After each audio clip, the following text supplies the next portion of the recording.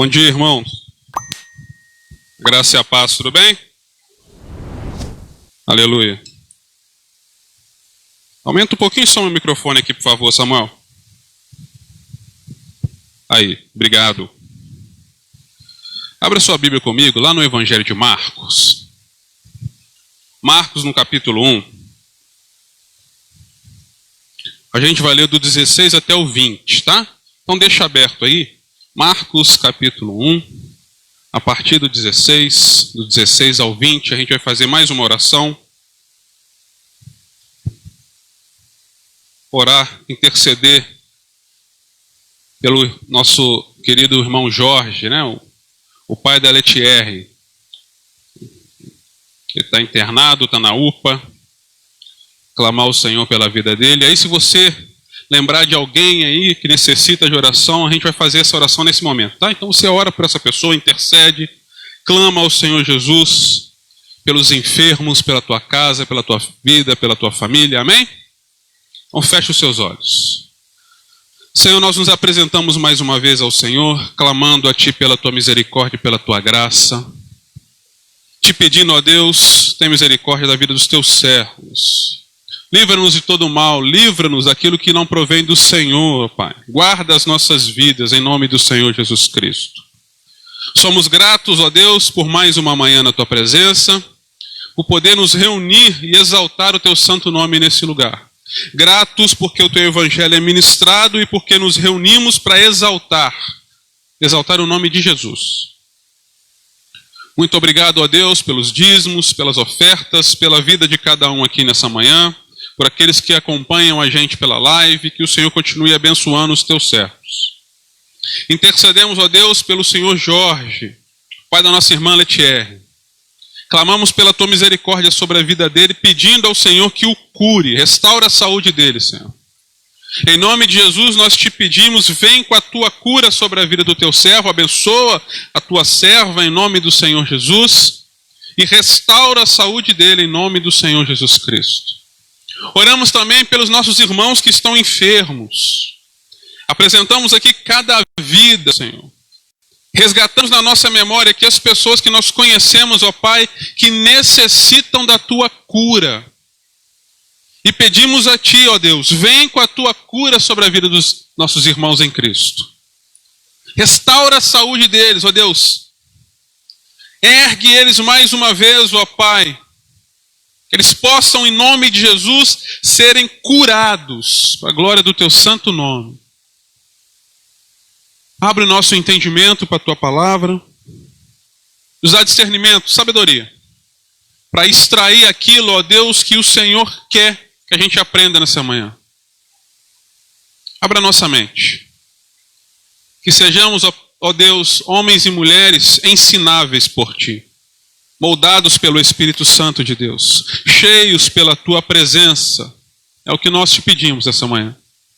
Mais de Ti, menos de nós mesmos, compreensão e mudança do nosso caráter em nome de Jesus. Amém. Amém? Marcos capítulo 1, a partir do versículo 16.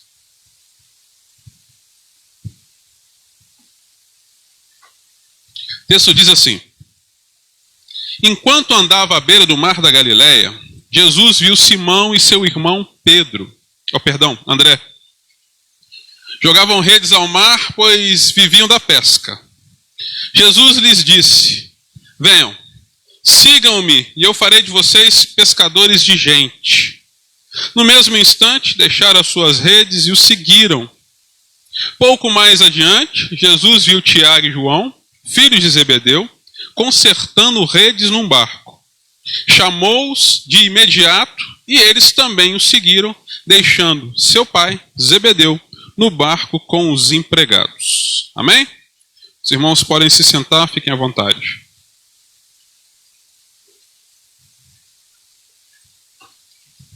Glória a Deus. Texto bastante conhecido, né?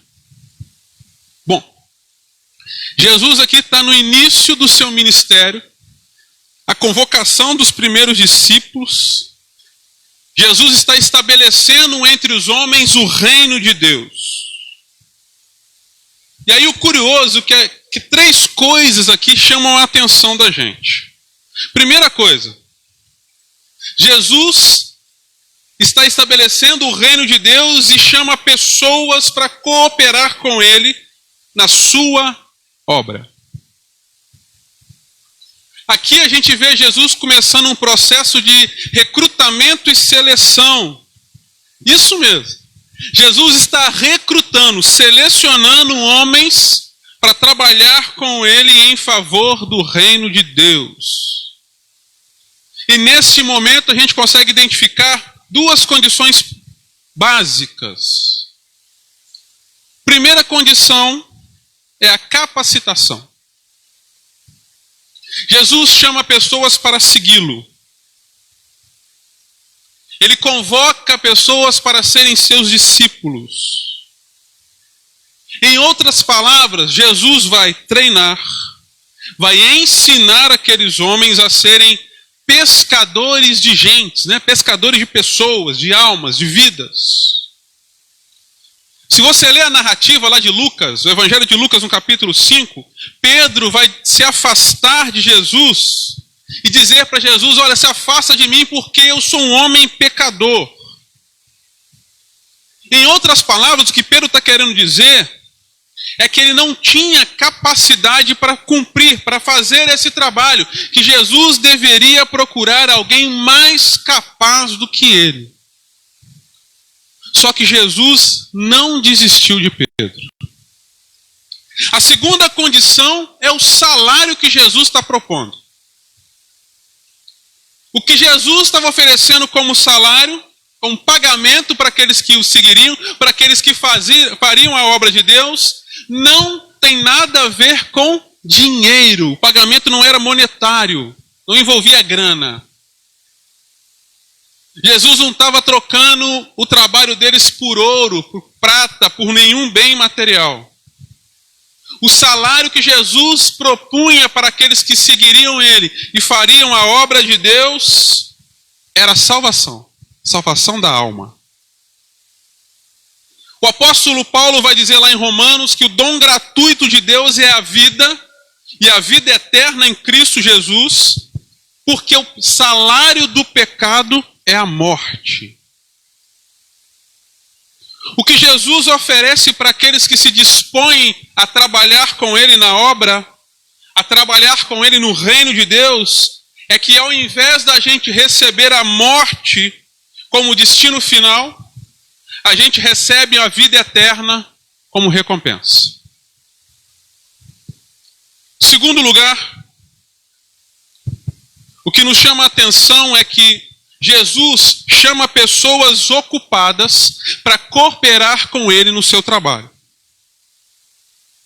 Se tem um perfil de personalidade e comportamento que não atende às exigências das pessoas que são chamadas para trabalhar no reino de Deus, são pessoas preguiçosas, ociosas, ou aqueles que têm uma mente desocupada. Jesus não chama essas pessoas. Trabalhar na obra de Deus, trabalhar na obra de Jesus, dispõe disposição. Você precisa ter disposição, ter energia, ter uma mente ensinável e ocupada. Por exemplo, Moisés, quando foi chamado por Deus, na sarça ardente, Moisés estava pastoreando as ovelhas do seu sogro, trabalhando. Davi, quando for chamado para ser ungido rei de Israel, estava pastoreando as ovelhas. Seu pai estava trabalhando. Os discípulos que nós lemos aqui, os discípulos que estão nesse texto, estavam pescando, estavam consertando as redes quando foram chamados, estavam trabalhando. Todos esses homens tinham um ofício. Todos esses homens já tinham ou já estavam acostumados a ter responsabilidades. Deus não chama pessoas desocupadas. Deus chama trabalhadores. Afinal de contas, meus irmãos, a seara é grande. E que põe a mão no arado e olha para trás não está apto para viver no reino de Deus. Terceiro lugar, Jesus chama pessoas humildes para cooperar com ele na sua obra. É interessante perceber que Jesus não procurou discípulos no meio dos doutores da lei, aqueles que conheciam a lei. Jesus não procurou discípulos no meio da elite dos judeus. Não procurou os governadores ou políticos romanos. Jesus não procurou discípulos no meio de pessoas soberbas.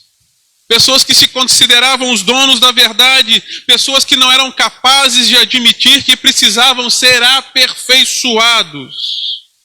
Pessoas que não conseguiam entender que nós aprendemos todos os dias uma coisa nova e a mais simples das pessoas pode nos ensinar alguma coisa. Jesus valorizou aquele que o mundo despreza. Jesus deu um voto de confiança para pessoas simples da vida. Ele imputou a responsabilidade de levar o seu reino a homens comuns da sociedade. Jesus não se preocupou com a aparência externa, e sim com a grandeza do caráter das pessoas que ele estava chamando.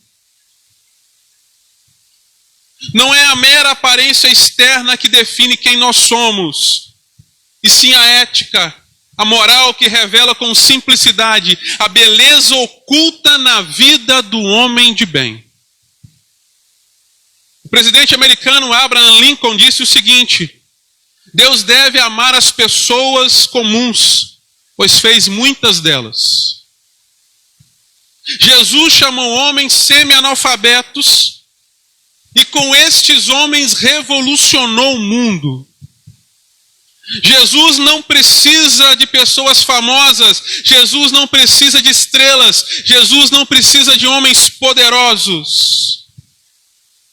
Jesus chama os anônimos da fé, homens e mulheres que têm um coração ensinável, que são capacitados por Ele e moldados pelo Espírito Santo. Um projeto que começou com poucos pescadores. Um projeto que começou com homens simples, homens comuns, trabalhadores braçais.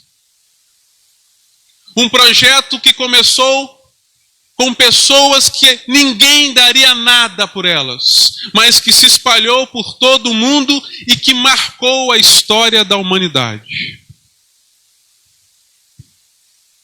Mas então, quais são as exigências para se fazer parte desse projeto? Jesus coloca 3 exigências se eu e você quisermos fazer parte do projeto Pescadores de Almas, pescadores de gente. Primeira exigência: rompa com o passado. Jesus convida 4 pescadores e imediatamente estes homens largaram tudo e passaram a seguir Jesus. Uma das características de fazer parte dos projetos de Deus é a renúncia. Abraão teve que deixar sua parentela, teve que deixar a casa do seu pai, teve que romper com a dependência da família dele, dos pais dele, para ir para um projeto que Deus ainda mostraria para ele, para se tornar pai de multidões. José teve que sair do conforto da casa de seu pai, do mimo do seu pai, teve que se tornar escravo para só depois alcançar o projeto que Deus tinha para ele, ser governador do Egito. O povo hebreu teve que sair da escravidão do Egito, romper com aquela mentalidade de escravo ao atravessar o deserto, para só assim alcançar o projeto que Deus tinha para eles, a terra prometida. Eliseu, o profeta, teve que largar o conforto da fazenda do seu pai para seguir o projeto que Deus tinha para ele ao lado de Elias. Eu e você precisamos renunciar a nós mesmos. Tomar a nossa cruz para seguir a Jesus e cumprir os projetos que Deus tem para a nossa vida e para a nossa casa. É preciso cortar as correntes do passado que nos prendem para abraçar os novos projetos que Deus tem para as nossas vidas. É preciso destruir as muralhas dos traumas do passado, das dores causadas no passado, no nosso passado, do sofrimento que a gente carrega por causa de coisas que nos afetaram no passado, para atravessar a ponte do algo novo que Deus tem para as nossas vidas. Às vezes é difícil, mas é preciso deixar para trás sonhos velhos para viver projetos novos, projetos que Deus tem para a gente hoje. A recompensa vem. O Senhor nos transforma de homens simples, homens e mulheres comuns, em instrumentos úteis em seus projetos. Nos transforma em reconciliadores de lares. Nos transforma em restauradores de vidas. Nos transforma em pescadores de gente. Segunda exigência: viva pela causa de Cristo. A nossa missão de vida deve ser cumprir os projetos de Deus, os sonhos de Deus. Às vezes a gente acha que não, mas o ser humano é capaz de coisas extraordinárias quando se empenham, quando se entregam, quando mergulham de cabeça num projeto. Deixa eu dar alguns exemplos. As grandes maravilhas do mundo. Olha o que o homem foi capaz de fazer quando verdadeiramente acreditou no seu trabalho. As muralhas da China, por exemplo. Olha que obra magnífica. As pirâmides do Egito, que até hoje as pessoas quebram cabeça, engenheiros quebram a cabeça para entender como aqueles caras construíram aquilo. O Coliseu de Roma, que ainda está em pé. A cidade de Machu Picchu, no Peru. Cristo Redentor, aqui no Brasil. E tantas outras maravilhas, o Taj Mahal na Índia. Tantas outras maravilhas que foram feitas por mãos de homens. Homens simples. Homens comuns, mas que tinham uma causa.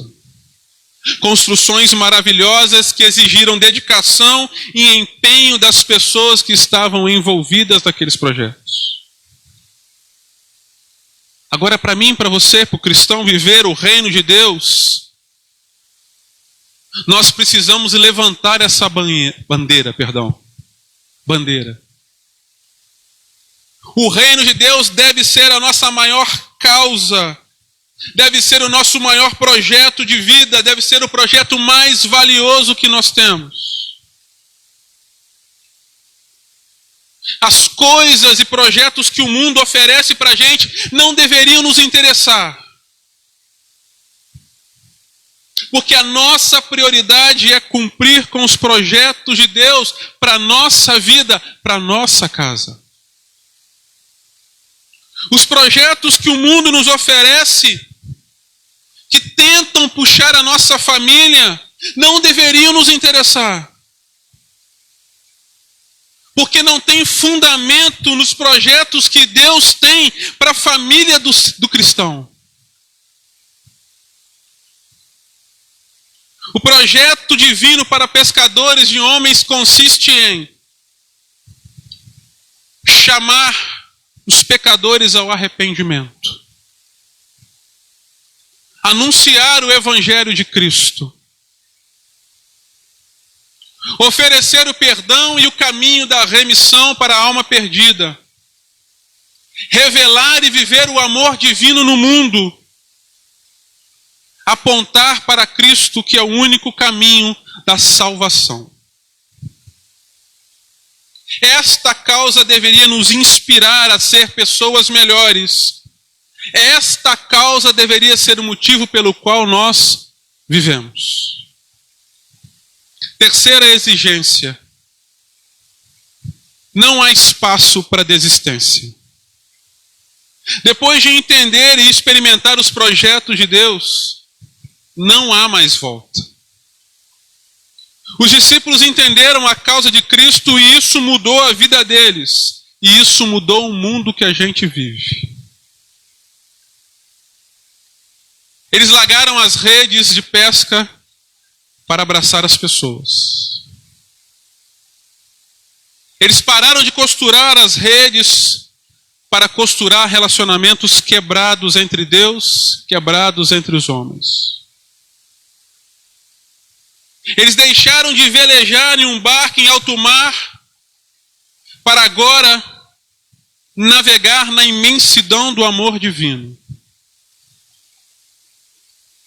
Eles deixaram de pegar peixes para fisgar a alma dos aflitos e necessitados por esperança. Eles perderam aquele odor de peixe, sabe aquele cheiro de peixe que a pessoa fica quando manuseia peixe? Eles perderam esse odor para exalar o doce perfume de Cristo sobre a vida e sobre a casa das pessoas que abriram as suas portas. Quem se dispõe a colocar no caminho do discipulado de Cristo? Quem se dispõe a cumprir os projetos e propósitos de Deus, sai das trevas e vem para a luz. As experiências do passado são usadas como fatores pedagógicos nos projetos divinos. O que isso quer dizer? Que a experiência do passado nos ensina para o presente e nos prepara para o futuro, mas que o passado não pode ser uma âncora, não pode nos impedir de avançar. O homem simples que conduz a outros à justiça brilhará mais que estrelas no céu. Está lá em Daniel, no capítulo 12, versículo 3. Eu quero encerrar essa pregação compartilhando com vocês o testemunho de um cantor muito famoso. Ele contou isso, ele se converteu há 17 anos atrás. E no testemunho dele ele diz assim: ele ia fazer um show, a banda já estava preparada para fazer um show, eles iam abrir um show para uma banda internacional. Ele conta que estava louco já, drogado, e que entra uma moça que seria a esposa dele. E essa moça seria a intérprete, ela fala inglês, né? Então ia traduzir aquilo que a banda ia dizer. E aí ele olhou para a moça e falou: essa moça aí eu vou casar com ela. E aí ele disse que se casou com ela. Mas que os dois viviam uma vida louca, eles eram loucos. Só que essa moça, na sua infância, ela cresceu num lar cristão, os pais dela eram cristãos. E aí ela viu que a vida deles não estava boa. E que não tinha solução para a vida deles. E que ela resolveu então convidar umas irmãs para orar na casa deles. Esse cantor, ele disse que ele não gostava de evangélicos, mas que ele não proibia a esposa de realizar essas reuniões de oração na casa deles. Até que um dia uma coisa inesperada aconteceu. Ele disse que a esposa vivia falando esse negócio de oração para cá, irmãs para lá, oração para cá, irmãs para cá, e reunião aqui, reunião lá na casa dele, e ele não estava nem aí, o negócio dele era o rock que ele tocava, as drogas que ele usava, ele não gostava de crente, ele não queria saber de Bíblia, ele não queria saber de Deus, não queria saber de pastor, nada disso. E aí um certo dia ele estava fumando droga no banheiro, maconha. E as irmãs da oração chegaram. Ele tinha esquecido que naquele dia ia ter oração na casa dele. Então ele estava fumando maconha no banheiro e as irmãs da oração chegaram naquele momento, naquele dia. E aí ele participou desse momento de oração, entregou a vida dele para Jesus e ele disse que não estava entendendo nada do que estava acontecendo, mas ele estava lá.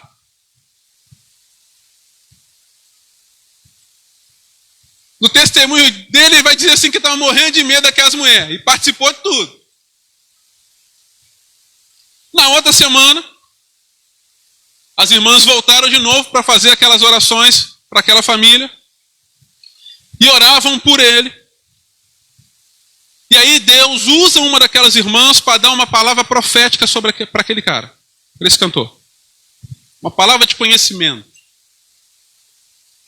Deus usa aquela irmã para dizer para ele que, meu irmão, né? Abre aspas. Irmão, o Senhor está mandando te dizer que hoje Ele está te curando de um câncer no seu estômago, para você saber que Ele é Deus, que Ele te ama e que Ele tem uma obra na sua vida. Naquele dia. Quando você pega o testemunho completo dele, você vai ver lá. Ele vai contar que tinha uns caroços nas axilas, etc e tal. Que na família tem histórico de pessoas que morreram de câncer de estômago. Ele vai contar isso. E aí ele diz que no final da oração, reunido com essas irmãs, ele começa a soprar. Começa a soprar. E ele, na cabeça dele, não sabia por que ele estava fazendo aquilo, ficou constrangido, mas ele não parava de fazer aquilo. E veio um entendimento na mente dele como se o câncer tivesse saindo. Na outra semana, ele levanta disposto, animado, não estava sentindo mais as dores no estômago, vai passar desodorante, rolou? Se ele vai contar. E aí quando ele vai passar, ele percebe que não dói, por causa dos caroços que ele tinha. E aí ele olha no espelho e não tinha mais nenhum caroço. Ele corre até a esposa, conta para ela, ele estava curado. E a partir daquele momento a vida dele se transforma e ele passa a perseguir, a seguir Jesus. Eu não sei se alguns dos irmãos conhecem um testemunho, mas é o testemunho do Rodolfo Abrantes, ex-Raimundos, né? A banda da minha época aí. É o testemunho que ele nos conta. Sabe o que me chama a atenção? Claro, a cura, né? A forma como ele foi liberto, a forma como Deus chama, nós vamos chegar lá. O que me chama a atenção são aquelas irmãs. Quem são aquelas irmãs? Não era nenhum famoso, eram anônimas da fé. Eram irmãs que se disporam a fazer aquilo que Jesus nos chamou para fazer, a ser pescadores de almas. Eram irmãs que fizeram isso que nós estamos compartilhando aqui nessa manhã.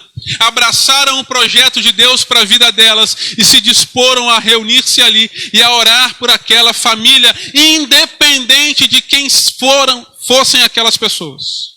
Loucas, drogadas, doidonas, cheias de tatu, não interessa. Não interessa. Aquelas irmãs foram fazer este papel. Pescadores de almas. Esse é o projeto que Deus tem para mim e para você, porque Deus fez do Rodolfo Abrantes pescador de almas.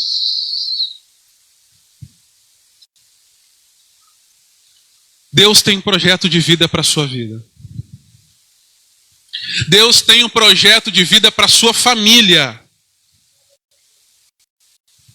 Deus quer fazer de mim, de você, pescadores de homens.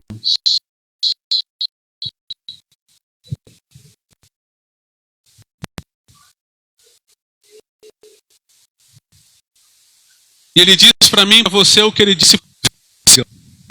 Eu vou fazer vocês pescadores de homens, pescadores de almas. Feche os seus olhos e abaixe a sua cabeça comigo.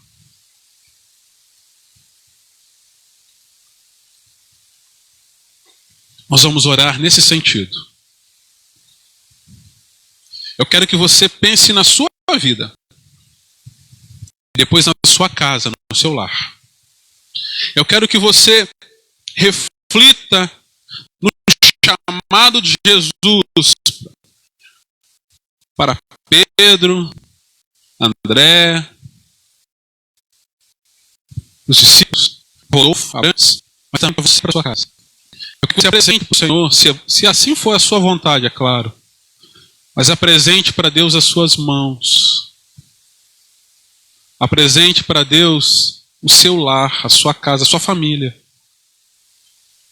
Para que Deus possa continuar cumprindo os projetos dele para você. Oremos. Senhor, mais uma vez nos apresentamos a Ti, ó Pai. Crendo primeiro no Teu Evangelho, na Tua Palavra Santa, crendo nos Teus propósitos para as nossas vidas. Ser misericordioso, Pai. Como nós aprendemos contigo nesta manhã, Senhor, o valor, né? O valor. O valor de uma vida. O valor, primeiro, de pessoas simples, humildes, às vezes até nem dotadas de tanto conhecimento, como eram os pescadores, mas o valor que essas pessoas têm para Ti. O valor daqueles que estão perdidos, né? Em trevas, que às vezes buscam nas drogas, na bebida, no pecado de maneira geral, a paz que eles só vão encontrar em Ti. E o que o Senhor fala para a gente? Sejam pescadores de homens. Eu vou fazer de vocês pescadores de gente. O que o Senhor fala para a gente, para nós nessa manhã? Eu vou fazer de vocês pescadores de almas. Esse é o projeto que Deus tem para a nossa vida. Por isso, Senhor, nós apresentamos aqui a nossa vida, primeiramente a nossa vida a Ti.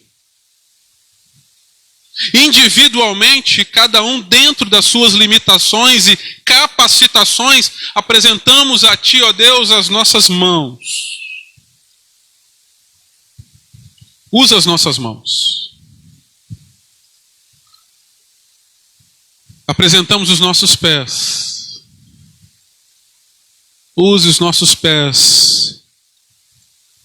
Mostra-nos o caminho que devemos percorrer. Claro, o caminho de Cristo, o caminho que conduz até Cristo, mas o caminho que durante esta caminhada, ó Deus, possamos encontrar a outros a quem conduzir nesse caminho. Usa a nossa voz. Às vezes para cantar, se esse é o chamado que a gente tem, mas também para orar, para interceder, para falar acerca do Evangelho, para falar acerca de Jesus, para fazer com que as pessoas conheçam a Cristo. Usa a nossa voz. Eis aqui a gente, Senhor. Usa-nos para a glória do Teu santo nome. Torna-nos cada vez mais pescadores. Pescadores de almas aflitas, pescadores de casas destruídas, para que possam encontrar o Evangelho e ser restaurados. Da mesma forma, abrimos a porta do nosso lar, da nossa casa, a nossa família, Senhor. Faz da nossa casa um altar de adoração ao Senhor. Faz da nossa casa um ponto de evangelismo, para que pessoas se convertam, conheçam a Cristo a partir da nossa família. Somos tão pequenos, mas sabemos que temos o Senhor ao nosso lado, o Senhor que nos impulsiona e nos direciona a caminhar. Ajuda-nos, ó Deus, nessa difícil caminhada e difícil missão, que é anunciar o Evangelho. Nos impulsiona, Senhor, neste caminho, e que arda em nosso coração esse projeto do Senhor. Pescadores de almas. É o que nós te pedimos, em nome de Jesus. Amém.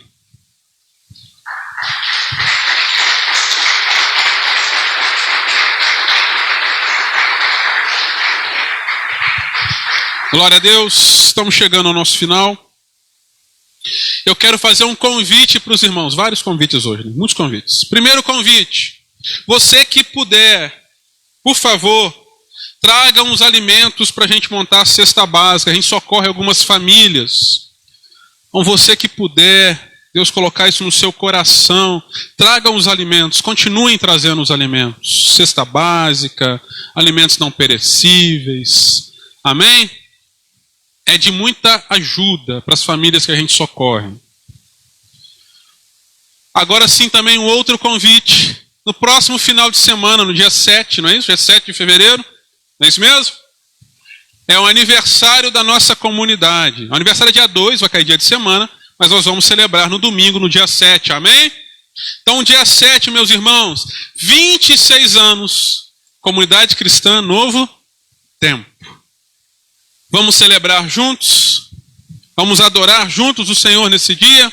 Então, domingo que vem, nós vamos celebrar duas coisas. O aniversário da nossa comunidade e também amanhã e noite de ceia.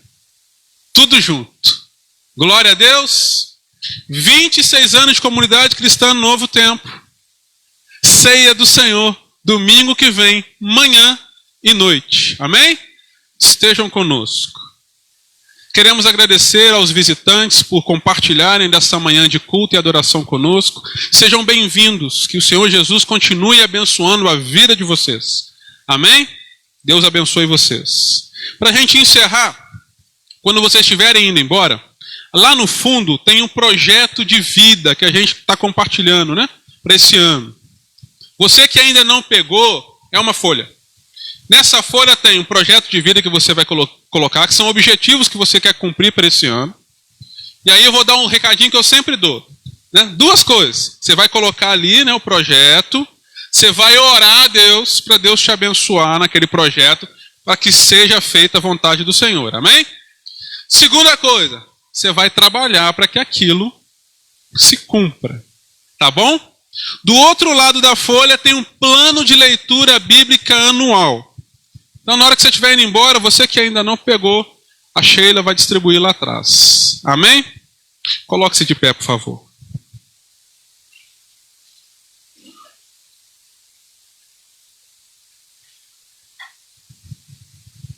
Que o Senhor te abençoe e te guarde.